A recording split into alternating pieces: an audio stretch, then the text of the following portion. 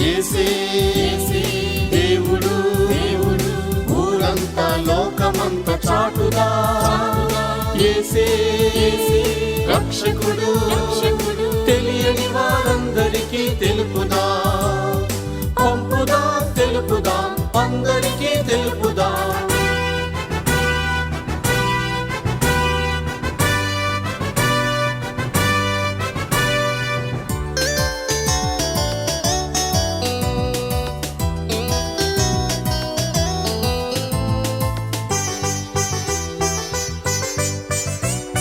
క్రియలు కాదు కృపయేనని తెలుపుదా. పల్లె పల్లెలకు వెళ్ళి తెలుపుదా.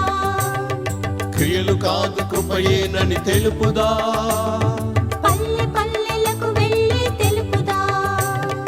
ఉచితముగా వచ్చు దయకు చేయి చాప వెనుకు ఏలు. దేవుడు రక్షకుడు యేసే. దేవుడు రక్షకుడు యేసే. యేసే దేవుడు ఊరంతా లోకమంతా చాటుదా. యేసే రక్షకుడు తెలియని వారందరికీ తెలుపుదా. పంపుదా తెలుపుదా అందరికీ తెలుపుదా.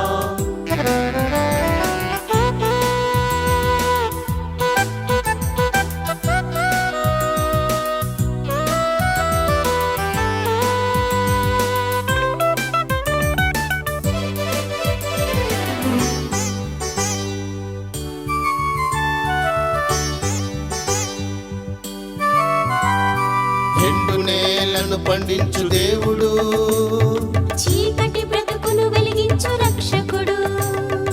ఎండు నేలను పండించు దేవుడు చీకటి బ్రతుకును వెలిగించు రక్షకుడు.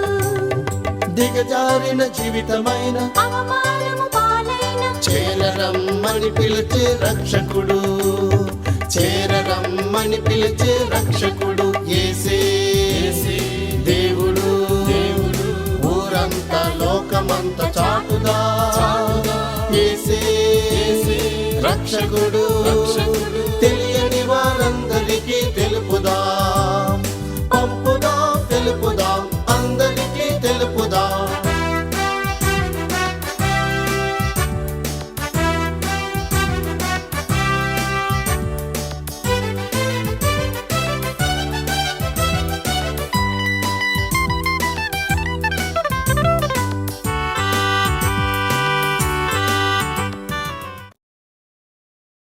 ప్రభు అయిన యేసుక్రీస్తు మహిమాన్విత సువార్త ద్వారా భారతదేశంలోని గ్రామాలు దీవించబడినట్లు చూచుటయే విశ్వవాణి దర్శనం.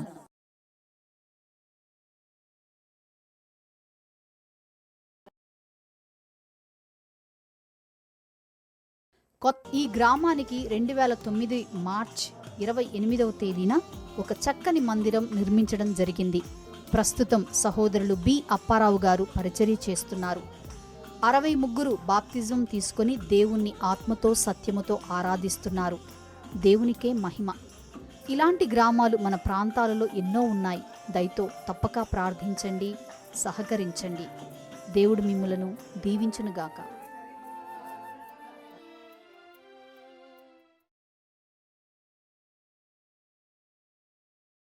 యేసు ప్రభు వారి యొక్క శ్రేష్టమైన నామంలో మీ అందరికీ హృదయపూర్వకంగా శుభములు వందనాలు తెలియజేస్తూ ఉన్నాను. దేవుని యొక్క ఉచితమైన కృపను బట్టి ఈ భయంకరమైనటువంటి కష్టకాలంలో సంకట దినాల్లో దేవుని యొక్క బలమైనటువంటి చేతుల కింద మనం భద్రపరచబడ్డాం. ఐగుప్తు దేశంలో దేవుడు ఇశ్రాయేలీల్ని భద్రపరిచినట్టుగా, కీడు నుంచి తెగుల నుంచి వేరుపరిచినట్టుగా దేవుడు మనల్ని ఆయన వేరుపరుస్తూ ఉన్నాడు. దేవుని నామానికే స్తుతి కలుగును గాక. హల్లెలూయా. విశ్వవాణి పరిచర్య కొరకు మీరు అందిస్తున్నటువంటి ప్రేమపూర్వకమైన ప్రార్థన సహాయ సహకారాలను బట్టి మేము ఎంతగానో సంతోషిస్తూ మిమ్మును బట్టి దేవుణ్ణి మేము ఘనపరుస్తూ ఉన్నాం, దేవుణ్ణి స్తుతిస్తూ ఉన్నాం, దేవుని యొక్క నామాన్ని హెచ్చిస్తూ ఉన్నాం. దేవుడు ఆ రీతిగా మిమ్మల్ని దీవించినందుకు, పరిచర్య కొరకు ప్రార్థించి ఆర్థికంగా సహకరించేటువంటి మనస్సు మీకు దయచేసినందుకు దేవుణ్ణి మేమంతగానో స్తుతిస్తూ ఉన్నాం.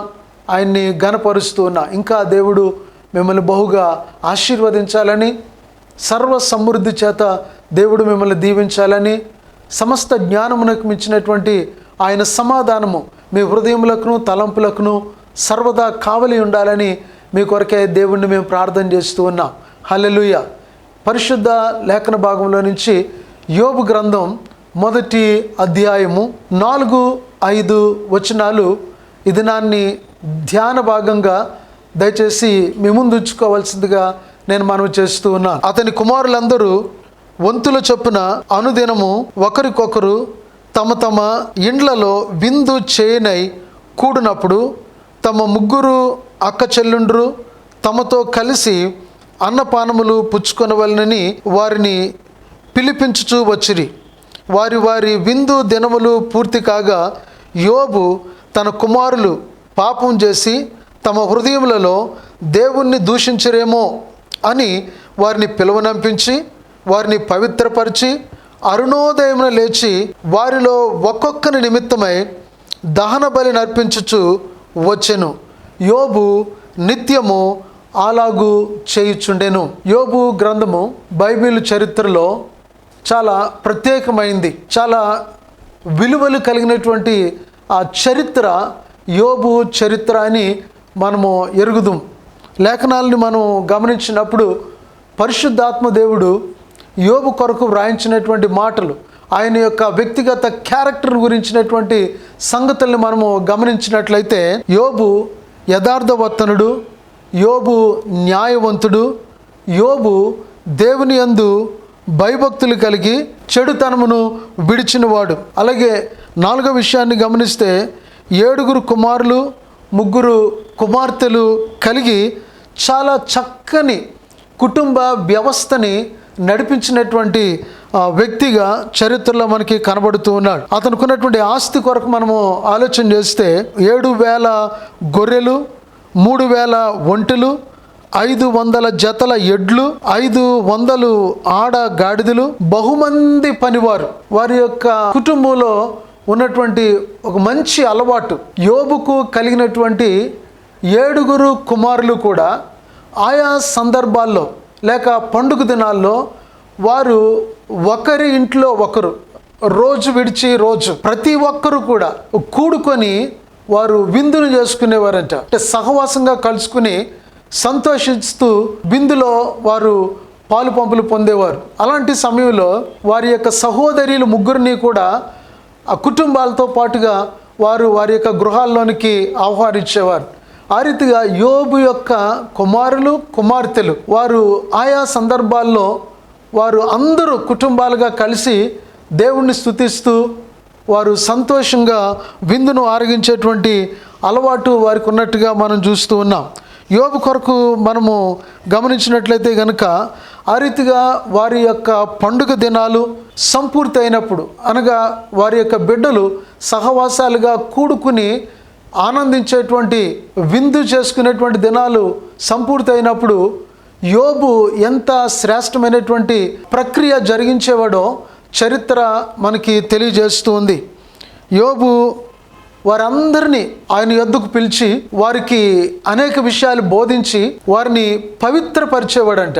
అరుణోదయమున లేచి వారి పక్షమున దహన బలి అర్పించేవాడు. ఈ విషయాన్ని మనం గమనిస్తే యోబు దినాల్లో వాస్తవంగా చరిత్ర అంతా మనం గమనించినప్పుడు అక్కడ యోబు గ్రంథంలో యాజకుని కొరకు కానీ దేవాలయం కొరకు కానీ ఒక ప్రవక్త కొరకు కానీ అక్కడ ఏ విధమైనటువంటి ఆ మాటలు మనకి కనబడవు, ఆ మాటలు లేవు. అలాంటి దినాల్లో యోబు గారు ఆయన ఇంటికి ఆయనే యాజకుడు, ఆయనే ఆ ఇంటి పక్షంగా దేవునికి విజ్ఞాపన చేస్తూ బిడ్డల కొరకు తన యొక్క ఇంటి కొరకు దహన బలులను అర్పిస్తూ ఆ ఇంటిని శుద్ధీకరించేవాడు. వాస్తవంగా ఈ ప్రక్రియ ఒక యాజకుడు జరిగించేటువంటి క్రమం ఉంది. కానీ యోబు చరిత్రని మనం గమనించినప్పుడు ఆయన దినాల్లో ఆయనే యాజకత్వపు ధర్మాన్ని కూడా నిర్వహించినటువంటి గొప్ప వ్యక్తిగా లేఖనాలు ఆ యోబు కొరకే మనము చూస్తూ ఉన్నాం.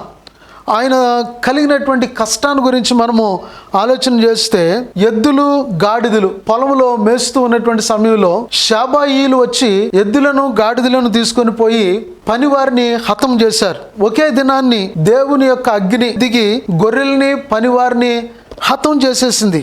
ఒంటెలు మేస్తూ ఉంటుండగా కల్దీలు 3 సమూహాలుగా వచ్చి ఒంటెలన్నిటిని కూడా వారు తీసుకొని పోయి పనివారిని హతం చేసేశారు. అదే రీతిగా 7 కుమారులు 3 కుమార్తెలు వారు ఒక ఇంట్లో వారు కూర్చొని విందు చేసుకుంటున్నటువంటి సమయంలో ఒక బలమైనటువంటి సుడిగాలి వచ్చి ఆ ఇంటి మీద కొట్టినప్పుడు ఆ భవనము కూలిపోవడం ద్వారా ఒకే దినాన్ని 7 కుమారులు 3 కుమార్తెలు వారి యొక్క యావత్ కుటుంబం కూడా ఒకే దినాన్ని చనిపోవడం అనేటువంటిది మనము చూస్తూ ఉన్నాం. ఆ రీతిగా యోబుకు కలిగినటువంటి ఆ కష్టం ఎంత భయంకరమైనటువంటిది అని అంటే, ఒకే దినాన్ని యోబు ఆయనకి కలిగినటువంటి యావత్తును ఆయన కోల్పోయాడండి.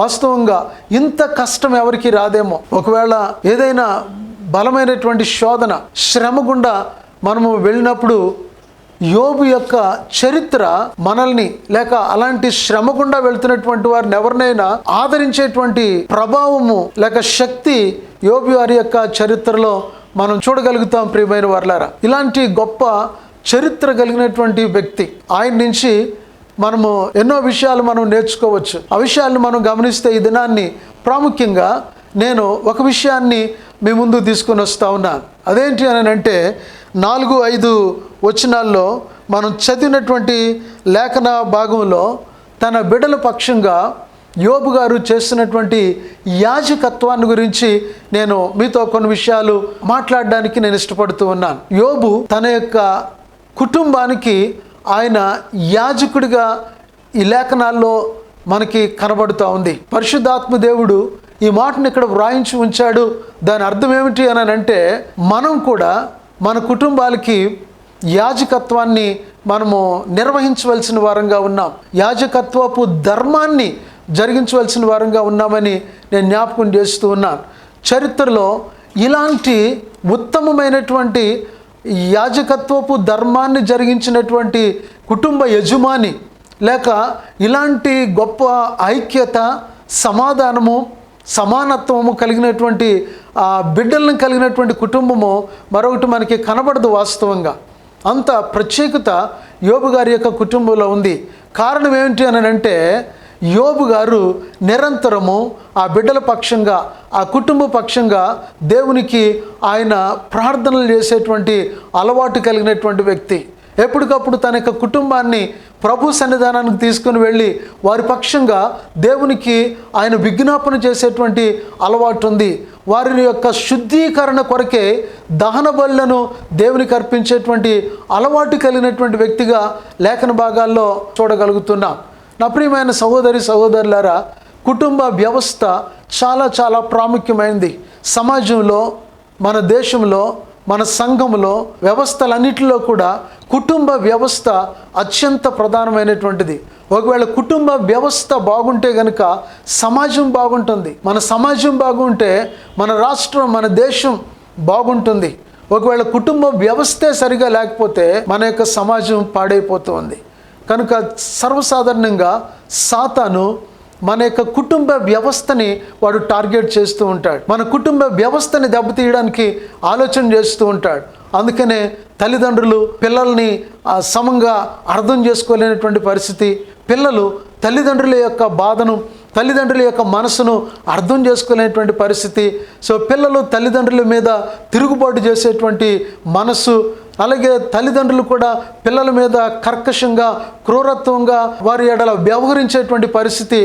These are all nothing but from Satan itself. ఇది కేవలము అపవాది నుంచి మన బిడ్డలకి మనకి కలుగుతున్నటువంటి ప్రక్రియ తప్పించి ఇది వాస్తవంగా మనము మన బిడ్డలు కాదు. కనుక అపవాది మనల్ని, మన బిడ్డల్ని టార్గెట్ చేసి మన కుటుంబ వ్యవస్థని కుప్పకూలిపోయేటట్టుగా చేస్తూ ఉన్నాడనే విషయాన్ని మనం గమనించాలి. సో ఇట్లాంటి ప్రమాదకరమైనటువంటి పరిస్థితి నుంచి మనము తప్పించబడాలి అని అంటే, నా ప్రియులారా, యోబు గారి యొక్క విధానాన్ని, యోబు గారిని మనము మాదిరిగా తీసుకోవాల్సిన వారంగా ఉంటూ ఉన్నాం. నిత్యము మన కొరకు, మన బిడ్డల కొరకు, మన యొక్క కుటుంబం కొరకు ఒక దైవ సంబంధమైనటువంటి కుటుంబ వ్యవస్థని బలపరుచుకోవడం కోసం దేవుని సన్నిధానంలో మనము నిత్యము ఆయన కృపాసనాన్ని ఆశ్రయించవలసిన వారంగా ఉన్నామని దేవుని యొక్క వాక్కును బట్టి నేను మీకు మనవి చేస్తూ ఉన్నాను. లేఖన భాగాల్లో సామెతల గ్రంథం 1వ అధ్యాయములో 8-9 వచనాల్లో తల్లి చెప్పు బోధను త్రోసివేయకుము, అవి నీ యొక్క తలకు సొగసైన మాలిక, నీ కంఠమునకు హారమునై ఉండును. దేవుని నామానికి స్తోత్రం కలుగును గాక. ఏం చెప్తా ఉన్నాడు సొలొమోను అని అంటే, తండ్రి ఉపదేశం చేసేవాడిగా ఉండాలి, తల్లి బోధించేదిగా ఉండాలి. మన కుటుంబ వ్యవస్థ ఈ దినాన్ని ఎలాగుంది? మన కుటుంబాల్లో మనం ఎలాగున్నాం? మన బిడ్డలు ఎలాగున్నారు? మనము బోధించగలిగినటువంటి స్థాయిలో ఉన్నామా? ఉపదేశం చేసేటువంటి స్థాయిలో ఉన్నామా? మన బిడ్డలు మనం పిలిచినప్పుడు మన దగ్గరకు వచ్చి మనం చేసేటువంటి బోధను వారు సంతోషంగా విని స్వీకరించగలుగుతున్నారా? ఒకవేళ ఈ పరిస్థితులు మన కుటుంబంలో లేకపోతే కనుక నా ప్రియమైన దేవుని బిడ్డలారా, మనము ఆలోచించాలని నేను మనవి చేస్తూ ఉన్నా. కుటుంబ యజమాని తన బిడ్డలకి ఉపదేశించేవాడిగా ఉండాలి. కుటుంబ యజమానురాలు తల్లి తన బిడ్డలకి బోధించేదిగా ఉండాలి. మనం ఉపదేశించాలి అనంటే మనం దాన్ని అవలంబించిన వారంగా ఉండాలి. బోధించగలిగేటువంటి స్థితిలోనికి మనం రావాలి అనంటే ప్రతిదిన జీవితంలో దేన్ని మనం బోధిస్తూ ఉన్నామో, దేన్ని ఉపదేశిస్తూ ఉన్నామో దాన్ని ఆచరణలో పెట్టగలిగినటువంటి స్థితిలోనికి రావాలి. అప్పుడే మనం బోధించగలం. అప్పుడు మన బిడ్డలు కూడా సంతోషంగా మన ఉపదేశాన్ని, మనం చేసే బోధను వారు స్వీకరించగలుగుతారు. మన మార్గంలో వారు నడవగలుగుతారు. యోబు ఒక మంచి తండ్రి. యోబు యథార్థవంతుడు, ఆయన న్యాయవంతుడు, ఆయన యెహోవా యందు భయభక్తులు కలిగి చెడుతనమును విసర్జించినటువంటి ఆయన ఒక మంచి బాధ్యత కలిగినటువంటి తండ్రిగా ఆయన చరిత్రలో మన ఎదుట ఆయన నిలబడుతూ ఉన్నాడు. ఈ దినాన్ని ఆయన మనకు ఒక దృష్టాంతంగా దేవుని యొక్క లేఖనాల్లో, చరిత్రలో మనకి ఆయన కనబడుతున్నాడనే విషయాన్ని నేను మీకు జ్ఞాపకం చేస్తూ ఉన్నాను. కనుక మన యొక్క ఉపదేశము, మన యొక్క బోధ మన పిల్లలకి తలకు మాలికగా ఉండాలంట. వారి యొక్క మెడలో కంఠహారంలాగా ఉంటుందంటండి. ఒకవేళ మన యొక్క ఉపదేశము, మన యొక్క బోధ సరైనటువంటిది అయితే కనుక నిజంగానే వారికి అది ఒక గొప్ప గౌరవప్రదమైనదిగా ఉంటుంది. సో గొప్ప సన్మానానికి యోగ్యులుగా వారిని తీర్చిదిద్దేదిగా ఉంటుంది. సమాజంలో ఒక మంచి పేరు వారికి తేగలిగిందిగా ఉంటుంది. ఏం కావాలండి సమాజంలో? పరిమళ తైలం కంటే కూడా మంచి పేరు గొప్పదని వాక్యం చెప్తా ఉంది. సో మన బిడ్డలు ఒక మంచి స్థితి స్థాయిలో సమాజంలో వారు పెరగాలని అంటే కనుక, మేలుకరమైన వారుగా, దీవెనకరమైన వారుగా మన బిడ్డలుగా ఉండాలనంటే యోబు గారిలాగా మనం ఉపదేశించగలిగే వారంగా ఉండాలి. ఏం బోధించాలి మన బిడ్డలకి? లేఖనాల్లో ద్వితీయోపదేశకాండం 11వ అధ్యాయము 18, 19, 20, 21 వచనాల్ని మనం గమనించగలిగితే కనుక, కాబట్టి మీరు ఈ నా మాటలు మీ హృదయములలో మీ మనసులలోనూ ఉంచుకొని వాటిని మీ చేతుల మీద సూచనలుగా కట్టుకొనవలెను. అవి మీ కన్నుల నడుమ బాసికములుగా ఉండవలెను. నీవు నీ ఇంట కూర్చుండినప్పుడు, త్రోవన నడుచున్నప్పుడు, పండుకొనినప్పుడు, లేచినప్పుడు వాటిని గూర్చి మాటలాడుచు వాటిని మీ పిల్లలకు నేర్పి మీ ఇంటి ద్వారబంధముల మీదను నీ గౌనుల మీదను వాటిని వ్రాయవలెను. అలాగు చేసిన ఎడల యెహోవా మీ పితరులకు ఇచ్చేదనని ప్రమాణం చేసిన దేశమున మీ దినములను, మీ సంతతి వారి దినములను భూమికి పైగా ఆకాశము నిలిచినంత కాలము విస్తరించును. దేవుని నామానికి స్తోత్రం కలుగును గాక. ఏమి మన బిడ్డలకి మనము బోధించాలి, ఉపదేశించాలి అని అంటే దేవుని యొక్క మాటలు. వాక్యం చెప్తుంది, మీరు ఏ ఏ విషయాలను విని వాటి చొప్పున నడుచుకుంటున్నారో వాటిని మన పిల్లలకి మనము బోధించాలి. వాళ్ళు కూర్చున్నప్పుడు, వారు నిలిచినప్పుడు, త్రోవను నడిచినప్పుడు, ప్రతి సమయములను కూడా మన బిడ్డలకి మనం ఉపదేశించే వారంగా, మన బిడ్డలకి మనము బోధించే వారంగా మనం ఉండాలంటండి. దేవుని యొక్క వాక్యం చెప్తుంది, ఒకవేళ మనము ఈ రకమైనటువంటి వ్యవస్థను మనము కలిగి ఉంటే గనుక, ప్రియ సహోదరులారా, దేవుడు తన పితరులకు చేసినటువంటి ప్రమాణం చొప్పున, ఆయన చేసినటువంటి వాగ్దానం చొప్పున యావత్తు నీకు నాకు ఆయన జరిగిస్తాడని లేఖనాలు మనకు బోధిస్తూ ఉన్నాయి. కనుక ఇది నాన్ని మనం గమనించవలసినటువంటి గొప్ప సత్యం. యోబు గారి యొక్క జీవితంలో నుంచి, చరిత్రలో నుంచి మనం నేర్చుకోవాల్సినటువంటి సంగతి ఏంటనంటే, మనం ఒక మంచి కుటుంబ యజమానిగా ఉండాలి అని అంటే మనమే మన కుటుంబానికి యాజకునిగా ఉండాలని జ్ఞాపకం చేస్తూ ఉన్నా. అనునిత్యము కుటుంబానికి దేవునికి మధ్యవర్తిత్వాన్ని వహించవలసిన వారంగా ఉండాలనంటే దేవుని ఎదుట నిలబడగలిగే స్థితి, దేవుని ఎదుట నిలబడగలిగేటువంటి స్థాయి మన జీవితాల్లో ఉండాలని దేవుని యొక్క వాక్యమే మనకి బోధిస్తూ ఉంది. కనుక ఈ వాక్యాన్ని బట్టి మనం ఒక మంచి కుటుంబ యజమానిగా ఆ దిశగా మనం ముందుకు వెళ్దాం.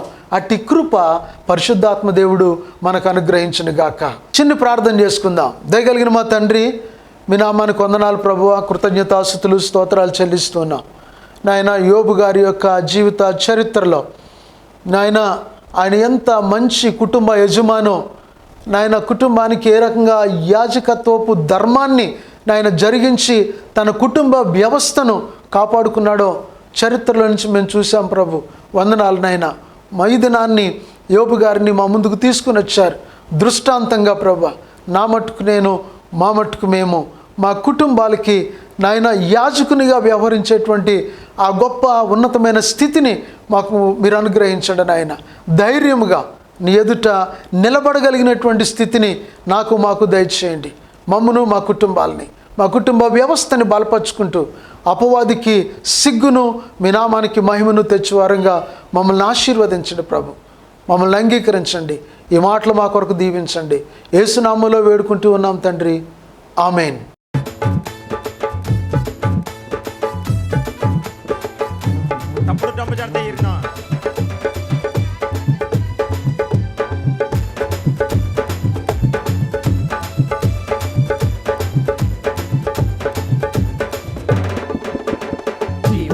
మాపురుతి నేను జీసు నీ జీవునంగయ్యమో, జీవు ఎత్తి మాపురుతి నేను జీసు నా పాపు గుచ్చికియమో, జీవు గట్టి మాపురుతి నేను జీసు నీ జీవునంగయ్యమో, జీవు ఎత్తి మాపురుతి నేను జీసు నా పాపు గుచ్చికియమో.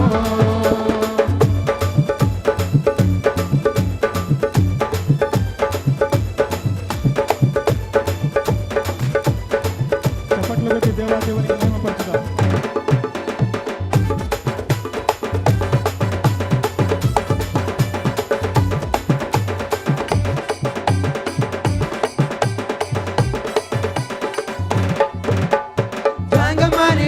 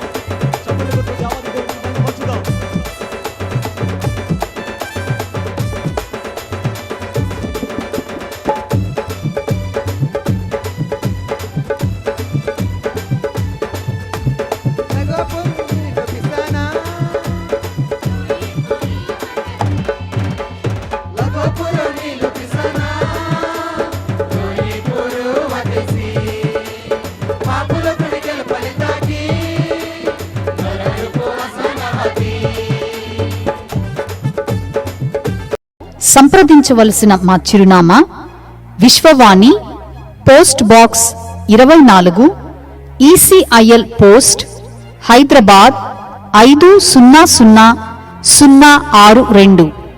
మా వెబ్సైట్ www.vishwavani.org. మా ఫోన్ నంబర్లు 9348074330, 9348174330,